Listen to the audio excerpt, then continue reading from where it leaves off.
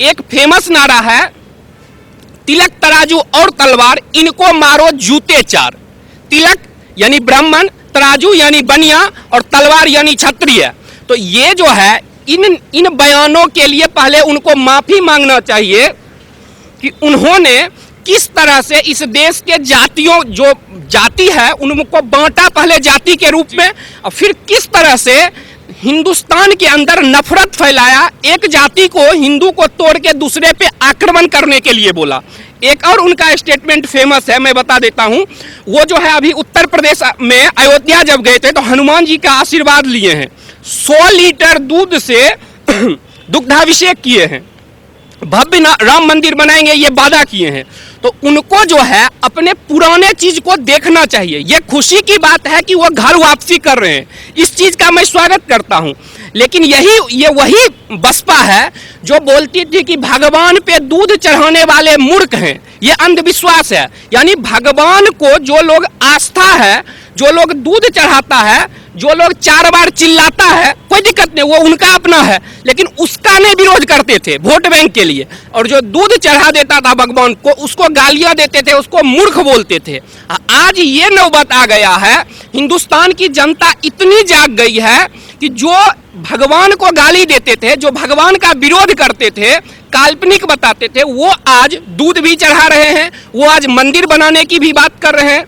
नमस्कार दोस्तों, स्वागत है आपका यूथ मीडिया टीवी पर। जैसे जैसे यूपी इलेक्शन नजदीक आ रहा है, वैसे वैसे लोग अब जो जातिवाद फैलाते थे वो अब हिंदुओं को एक करने की कोशिश में लगे, हिंदुओं को लुभाने लगे। जो बीएसपी के एक नेता है सतीश मिश्रा, उनका कहना है कि हम बीजेपी से जल्दी राम मंदिर बनवाएंगे, और उन्होंने ये भी कहा है कि जो ब्राह्मण समाज है वो बीजेपी से नाराज है और हमारे साथ जाएगा। इसी पर चर्चा करेंगे शिवम जी से कि वो किस तरीके से देखते हैं इसको और क्या सोचते हैं। सर, पहला सवाल तो यही रहेगा कि सतीश मिश्रा जी कह रहे हैं कि राम मंदिर वो बीजेपी से पहले बना देंगे, पहले क्यों नहीं याद आया उनको? और अब ब्राह्मण को भी लुभाने की कोशिश कर रहे हैं कि ब्राह्मण समाज हमारे साथ है। देखिए, मैं उनके बयान का स्वागत करता हूं। जो व्यक्ति राम भगवान को गाली देता था वो बोल रहा है कि मैं बीजेपी से जल्दी राम मंदिर बनवा दूंगा अगर मेरी सरकार बनी। तो हिंदुस्तान की जनता को खुश होना चाहिए, और जो लोग हिंदुत्व के लिए काम कर रहे हैं उनको अपने आप पे गर्व महसूस करना चाहिए कि एक समय ऐसा था कि जो राम का नाम लेता था उसे अछूत माना जाता था। सरकारी टीवी पे मालिनी अवस्थी जी को अयोध्या में राम जन्मे ये गाना गाने नहीं दिया जाता था। एक समय ऐसा था भारत, एक समय कहा जाता था राम काल्पनिक हैं। आज क्या हुआ? आज जो है बोल रहे हैं कि बीजेपी से अगर मेरी सरकार बीएसपी की आएगी तो हम तेजी से राम मंदिर बनाएंगे। तो उनको जनता को ये पूछना चाहिए कि भाई आप पहले राम को गाली देते थे, आप पहले राम का विरोध करते थे, आज ही समय आ गया है कि आप राम का सपोर्ट करते थे, कल तो फिर आप गिरगिट की तरह रंग बदल सकते हैं। आप चुनाव के लिए ये कर रहे हैं। जहां तक रही ब्राह्मण समाज की वोट की बात, तो पहला नंबर तो जाति के नाम पे वोट नहीं मांगना चाहिए, वो गलत कर रहे हैं। हर जिला में जाति के नाम पे सम्मेलन कर रहे हैं, जिसका मैं पुरजोर विरोध करता हूं। लेकिन उनको मैं कुछ बात उनके नेता का याद दिला देना चाहता हूं, मायावती जी को और सतीश मिश्रा जी को, कि उनका नेता ब्राह्मण के प्रति अगड़ी, जिसको तथाकथित अगड़ी जाति कहता है, मैं जात पात में नहीं बिलीव करता हूं, मेरे लिए सब हिंदू है, उसके सिवा मैं किसी और चीज में नहीं बिलीव करता हूं। मैं कुछ उनका स्टेटमेंट याद दिला देता हूं। ये जो है बीएसपी के सीनियर नेता का बयान में बता रहा हूं। ये बोलते थे कि बनिया हाफ, बनिया माफ, क्षत्रिय हाफ और ब्राह्मण साफ। यानी ब्राह्मण को मार दो, क्षत्रिय को हाफ कर दो और बनिया को माफ कर दो। ये मैं अपने मन से नहीं, तो ये जो है, तो इसीलिए ये हिंदू समाज की जीत है कि जो लोग हिंदू समाज को गालियां देते हैं उनको भी आज झुकना पड़ा हिंदू समाज के सामने। और मैं इनका एक और बात याद दिला देता हूं। हाँ, ये जो हैं बोल रहे हैं मंदिर बनवाएंगे, तो इनको जो अभी ये गठबंधन किसके साथ किए थे? जो मंदिर बनाने के लिए संघर्ष किए थे कार सेवक, उन पे गोली चलवाए मुलायम सिंह यादव, और बोले 10 क्या, हमको अगर 40 हिंदू भी मारना पड़ता तो हम मार देते, और सरयुग को खून से लाल कर दिए। उसके साथ मायावती जी ने क्या किया? गठबंधन किया। तो जो राम को गाली दे रहा था उसके साथ गए। अब जो है अपने स्वार्थ में कुर्सी पाने के लिए घर वापसी कर रहे हैं। तो जनता इन गिरगिटों को जानती है कि किस तरह से रंग बदल रहे हैं, लेकिन चुनाव के लिए ही सही ये लोग घर वापसी कर रहे हैं, इससे मैं बहुत खुश हूं। सर एक चीज और देखी गई है कि अब जो विकास दुबे का एनकाउंटर हुआ था, उसके बाद से सबने एक एजेंडा फैलाना शुरू किया कि जो योगी सरकार है वो ब्राह्मण विरोधी सरकार है, ब्राह्मणों के खिलाफ है, कोई दलितों के खिलाफ भी बता देता है। और अब समाजवादी पार्टी भी कह रही है कि ब्राह्मण हमारे साथ है। तो आप किस तरीके से देखते हैं, क्या ब्राह्मण सच में योगी के खिलाफ है या योगी सरकार ब्राह्मण के खिलाफ है? देखिए, ये जो बात कर रहे हैं ब्राह्मण समाज का, तो मैं बोल दिया जाति के नाम पे वोट नहीं मांगना चाहिए, लेकिन जब ये लोग बोले हैं तो इसका जवाब देना बनता है। तो इन्होंने जो बोला है ब्राह्मण समाज को, रावण क्या था? रावण ब्राह्मण था, विद्वान था, उसको ब्राह्मण, उसको कौन मारा? भगवान राम मारे। भगवान राम का वर्ण क्या था? क्षत्रिय थे। लेकिन पूरा ब्राह्मण समाज किसकी पूजा करता है? भगवान राम की पूजा करता है। कोई ब्राह्मण समाज जो है वो कभी रावण, एक भी ब्राह्मण बताइए जो रावण का पूजा करता हो।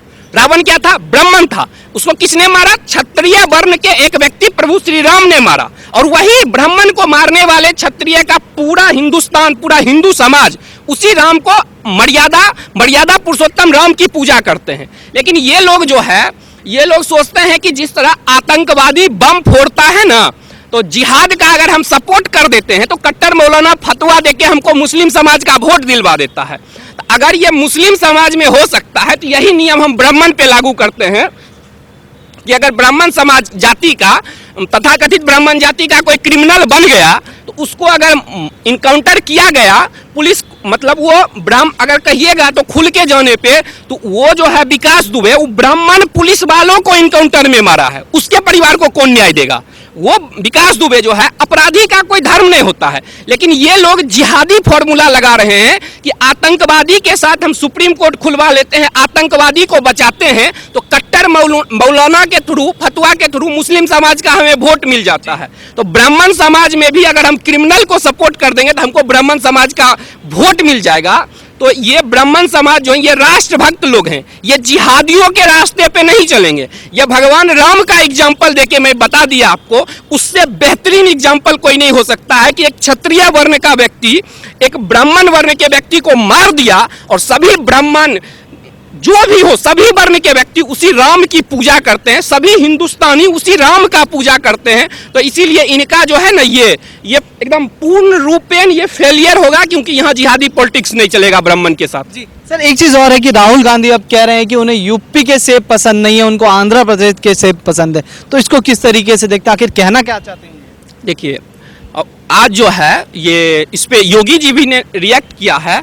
अगर कोई व्यक्ति एक बात बोलता है तो उसको इग्नोर किया जा सकता है, लेकिन बार बार जो है वो उत्तर प्रदेश को टारगेट कर रहे हैं। जब से वो चुनाव उत्तर प्रदेश में हार गए, जनता है, जनता को लोकतंत्र में ये अधिकार है कि वो किसे चुनती है।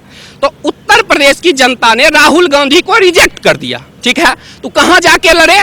तो प्रधानमंत्री ने इस पे स्टेटमेंट दिया कि जहां पे माइनॉरिटी मेजोरिटी है वहां जाके चुनाव लड़े। तो समझ सकते हैं कि किस तरह वो चुनाव जीते हैं। उत्तर प्रदेश से वो भाग गए। तो अपने फेलियर को छिपाने के लिए राहुल गांधी जी बोलते हैं कि उत्तर भारत के लोगों के पास राजनीतिक समझ नहीं है। जो आपके बाप को चुना, आपकी माँ को चुना, आपके क्या कहते हैं नानी दादी, सबको जो उत्तर प्रदेश पूरा परिवार का आपको साथ दिया, उस उत्तर प्रदेश की जनता को आप बेवकूफ कह रहे हैं, उसको कह रहे हैं कि गहराई से मुद्दों का समझ नहीं है। और केरल के लोग जो हैं वहाँ गहराई से समझते हैं। तो भाई, केरल के जो मेरे भाई हैं वो भी राजनीतिक समझ रखते हैं, और उत्तर भारत के जो लोग हैं वो भी राजनीतिक समझ रखते हैं।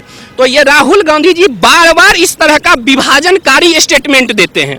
तो इसीलिए उन पे संदेह पैदा होता है कि अपने फेलियर को छुपाने के लिए, अपनी कमी को छुपाने के लिए भारत को डिवाइड करने का षड्यंत्र रचते हैं। एक और एग्जांपल देता हूं मैं, ये कर्नाटक में जब चुनाव हुआ था तो कांग्रेस पार्टी बोली थी कि हिंदू समाज से लिंगायत को तोड़ के अलग कर देंगे। अरे वो हमारे भाग है, तो हमारे हाथ को काट देगा। लिंगायत हिंदू समाज के अंदर आते हैं, लेकिन उनको बोला तोड़ देंगे।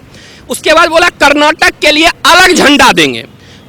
इनका देखते जाइए इन षड्यंत्रकारियों को। उसके बाद ये वहां पे कन्नड़ बनाम हिंदी कर दिए। भाई, कन्नड़ भी हमारी भाषा है, जो हिंदी बोलते हैं उन्हें भी कन्नड़ सीखना चाहिए, और जो कन्नड़ बोलते हैं उन्हें भी हिंदी सीखना चाहिए, और हिंदी वाले को भी कन्नड़। हमारे जो भारतीय भाषा हैं उन सभी भाषाओं को हम लोग सम्मान करते हैं, लेकिन ये क्या किए, ये जानबूझ के वहाँ पे कन्नड़ बनाम हिंदी का लड़ाई करवाए और मेट्रो से बोर्ड, सारे ट्रैफिक वाला बोर्ड हटा के देश के टुकड़े टुकड़े, इन लोगों का जो नाम प्रधानमंत्री जी ने दिया है टुकड़े टुकड़े गैंग, तो वो सही दिया है। चाहे जेएनयू का कांड हो या कर्नाटक चुनाव, किस तरह से ये लोग देश को तोड़ना चाहते हैं अपने कुर्सी के लिए, अपने पद के लिए, जिहाद के लिए, तो ये सारे ग्रुप जो हैं इनको जनता देख रही है और जनता इनको करारा जवाब भी दे रही है। सर, योगी जी ने कहा है कि जो पहले पिछली सरकारें थे यूपी में, उन्होंने स्कूलों की हालत बद से बदतर कर दी, जिससे वहाँ के यूपी के बच्चे पढ़ ना पाए, अनपढ़ रहे और जातिवाद के नाम पर वोट करें, और उन्होंने खुद के बच्चों को ऑस्ट्रेलिया भेजा पढ़ाने और जगह जगह बाहर विदेशों में भेजा। तो इसको किस तरीके से देखते हैं? देखिए, नेता जो होता है ना, देश का मुखिया, जैसे कि अयोध्या के मुखिया कौन थे, भगवान राम थे, तो क्या होता है, लोग मानता है कि हमारे देश के प्रधानमंत्री शास्त्री जी थे, तो लोग एग्जाम्पल देता है कि भाई मेरा बेटा शास्त्री जी के रास्ते पे चले। तो जो देश का मुखिया, जो राज्य का मुखिया होता है, अभी जैसे उत्तर प्रदेश के योगी जी हैं, तो उनको ऐसा बिहेव करना चाहिए कि जनता जो है उनके अनुसार चले, वो एक मतलब आदर्श बने। लेकिन यहाँ क्या था, अपने बेटा को ऑस्ट्रेलिया में दे आए थे मुलायम सिंह, कोई अपने बेटा को लंदन में दे आता है, और क्या करता है, जो मतलब स्कूल है उस स्कूल में अपने बच्चा को देंगे और स्कूल का क्वालिटी सुधरेगा अगर नेता का बच्चा पढ़ेगा। लेकिन जानबूझ के इन लोग को वोट बैंक बना के जाति के नाम पे, अगर पढ़ लिख लेंगे तो जाति के नाम पे टूटेंगे नहीं, विकास पे वोट देंगे। तो ये मुलायम सिंह हो गए, मायावती जी हो गए, लालू यादव हो गया, केजरीवाल हो गया, ये लोग जाति के नाम पे हिंदू समाज को तोड़ता है। अगर वो पढ़ लिख लिया वास्तविक में, ये नहीं कि केजरीवाल के तरह 8 स्कूल बना लिया, 8 स्कूल का फोटो लगा दिया, 5 साल में एक भी हॉस्पिटल नहीं, 8 स्कूल बना के उसका सिर्फ स्विमिंग पूल बनाने से बच्चा नहीं पढ़ता है। इसको उत्तर प्रदेश में करप्शन को, एटलीस्ट पॉलिटिकल करप्शन को जीरो कर दिया। पॉलिटिकल करप्शन को उत्तर प्रदेश में योगी जी ने जीरो कर दिया, और इसका क्रेडिट उनको जाता है। जो सच है वो सच है, उस फैक्ट को कोई नहीं बदल सकता है। धन्यवाद सर।